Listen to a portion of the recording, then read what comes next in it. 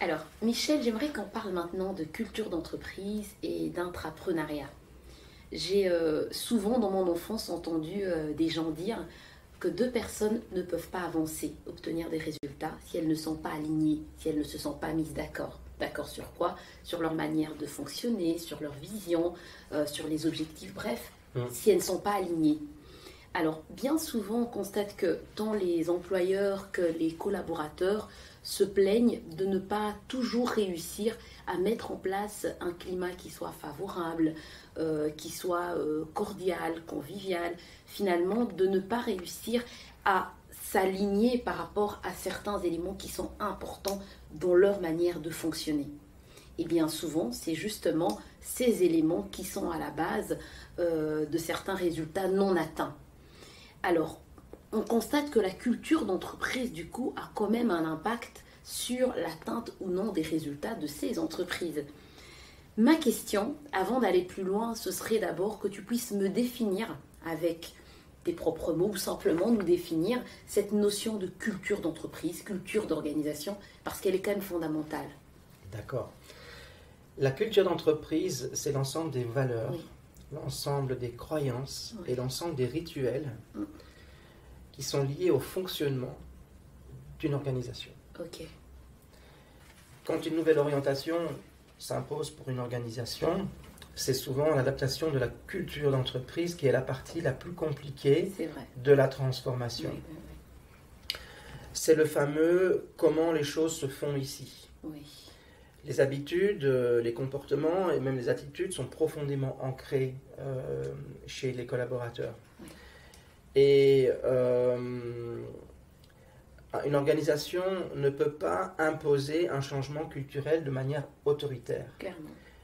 Un directeur, un manager peut dicter la conformité, mais Oui. il ne peut pas exiger la confiance, la motivation On est d'accord. et l'engagement. Oui. Et donc, pour changer, pour adapter la culture d'entreprise, pour la faire évoluer, parce qu'on ne peut pas changer une culture, on peut tout au plus la faire évoluer, il est très important qu'on parvienne à créer un alignement entre les visions, entre les valeurs et les croyances, et aussi entre les émotions que les collaborateurs peuvent ressentir vis-à-vis de leur organisation. Il faut qu'on parvienne à vraiment créer un sentiment d'appartenance des collaborateurs vis-à-vis d'un projet, vis-à-vis d'un département ou vis-à-vis d'une organisation tout entière. En t'écoutant parler, j'ai envie qu'on refasse un petit peu un focus sur la notion d'intrapreneuriat, qui finalement est un petit peu cette capacité qu'ont les collaborateurs d'une entreprise à entreprendre au sein de leur organisation.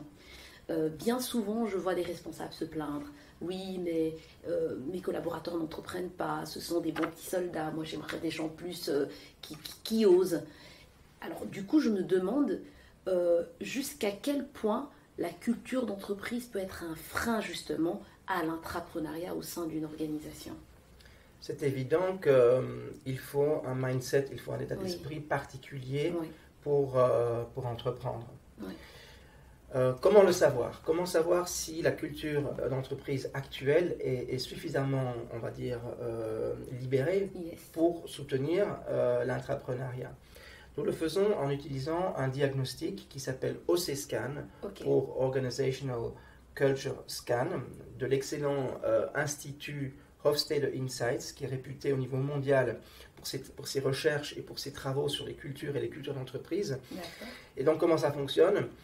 Les collaborateurs d'une entreprise, d'une organisation peuvent faire un diagnostic en ligne qui dure une quinzaine de minutes, qui existe dans quasiment toutes les langues du monde. Très bien. Et cette enquête permet en fait de cartographier la culture de l'organisation en un certain nombre de critères qui sont des critères extrêmement faciles à comprendre et pragmatiques. Très bien. Une fois qu'on a la carte, la photo en fait, le diagnostic de la culture d'entreprise, on peut comparer ça à la culture idéale souhaitée dans le cadre d'une transformation. Impeccable. Après, on peut voir quels sont les critères qui manquent, ou quels sont les critères les plus faibles de la culture actuelle par rapport à la culture idéale, et mettre en place un plan d'action pour faire évoluer cet état d'esprit, ce mindset en particulier. Ok.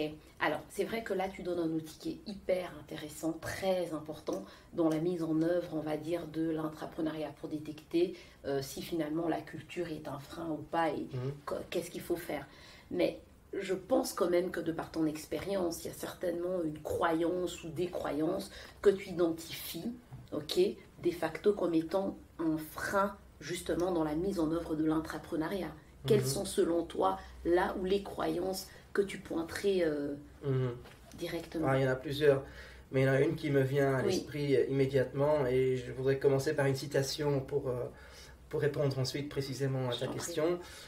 On ne peut pas obtenir, il y a plutôt deux citations, on ne peut pas obtenir quelque chose qu'on voudrait avoir sans investir et sans prendre un risque. Tout à fait. Première citation. Et la deuxième, c'est si on fait ce qu'on a toujours fait, on risque d'avoir, ou on aura les résultats qu'on a toujours eus, voire un petit peu moins. Exactement.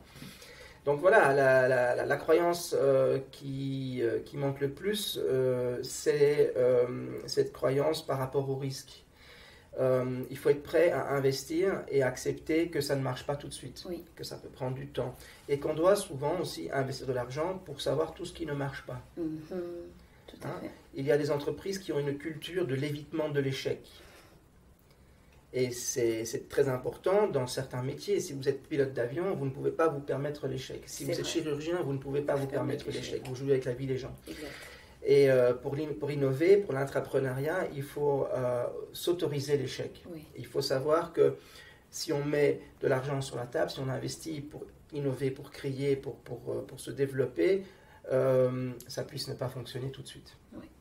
Mais j'aime bien cette réponse que tu apportes et surtout le focus que tu mets sur cette notion, cette culture de ne pas accepter l'échec, parce qu'au-delà même de l'organisation, parfois c'est même simplement culturel.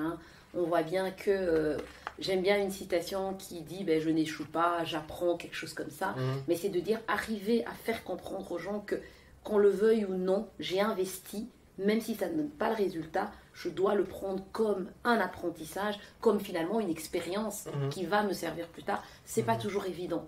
Et je pense effectivement que c'est quelque chose qui n'est pas facile à transmettre, quoi. Je pense que tu voulais dire quelque chose. Oui, effectivement, l'échec nous rapproche de notre objectif. Ah, je crois que c'est sur ça qu'on va clôturer. Je retiens une chose, l'échec nous rapproche de notre objectif. Et quand on a ce mindset, je crois que c'est un peu plus facile de faire pulser les choses en interne, quoi. Mais merci de nouveau, Michel. Merci, Alexandra.